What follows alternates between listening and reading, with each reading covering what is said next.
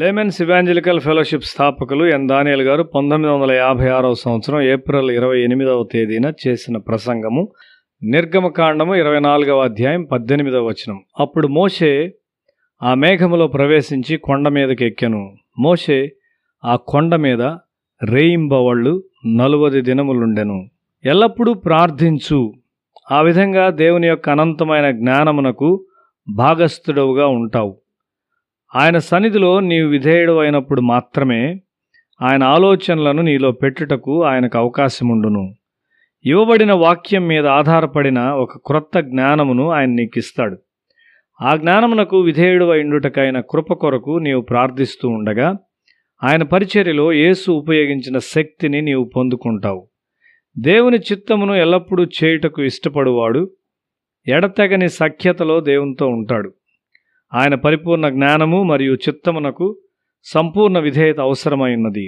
ఇది చేయుట ద్వారా మనుషుల సహాయము మరియు లోకపు వినోదాలు నీవు పోగొట్టుకొనవచ్చు. అయితే నీవు చురుగ్గా ఇతరులకు సహాయపడినప్పుడు నీవు అత్యున్నతమైన ఆనందాన్ని పొందుకుంటావు. నీవు నీ సహోదరునికి చురుగ్గా సహాయం చేయలేకపోయినప్పుడు ఒక నిజమైన విచారం నిన్ను కప్పును. అది నిన్ను పూర్తిగా నిస్సహాయునిగా పోగొట్టుకున్నవానిగా చేయును. ఇతరులను బలపరిచి వారిని సంతోషించువారిగా చేయునట్లు మన జీవితాలను మనం కట్టుకొనుచున్నామా? దేవుని సన్నిధిలోనికి మోషే ఒక్కడు మాత్రమే వచ్చుటకు పిలువబడినాడు. అతడు ఆయనకు చాలా సమీపంగా వచ్చాడు. తన ప్రజల జీవితాల్లో ప్రతి భాగములో సహాయం చేయుటకై మోషే దేవునికి చాలా సమీపంగా వచ్చాడు.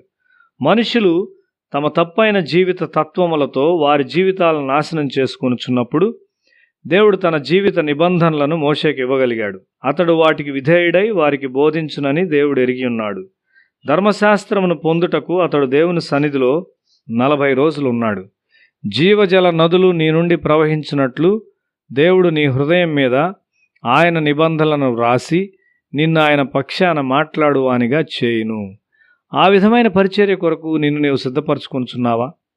మనం అవిధేయతకు అలవాటు పడినట్లయితే దేవుడు మన ద్వారా ఏమీ చేయలేడు. మోషే గొప్ప సమాధానంతో మరణించాడని నేను నమ్ముచున్నాను.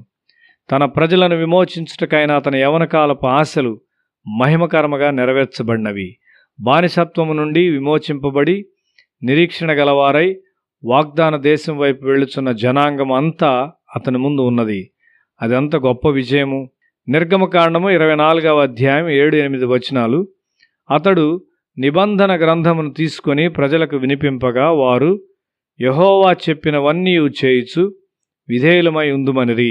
అప్పుడు మోషే రక్తమును తీసుకొని ప్రజల మీద ప్రోక్షించి, ఇదిగో ఈ సంగతులన్నిటి విషయమై యెహోవా మీతో చేసిన నిబంధన రక్తం ఇదే అని చెప్పెను. ఆ విధంగా మోషే ప్రజలను దేవునితో నిబంధనలోనికి తెచ్చాడు. క్రీస్తు ద్వారా రానున్న పరిపూర్ణ సత్యమును గూర్చి ముందుగా తెలియజేయువాడుగా మోషే ఉన్నాడు. నీ జీవితమునకు కూడా గొప్ప అవకాశాలున్నాయి. వాక్యమునకు సంబంధించిన జ్ఞానముతో మరియు విధేయతతో నీ జీవితాన్ని వృద్ధి చేసుకో.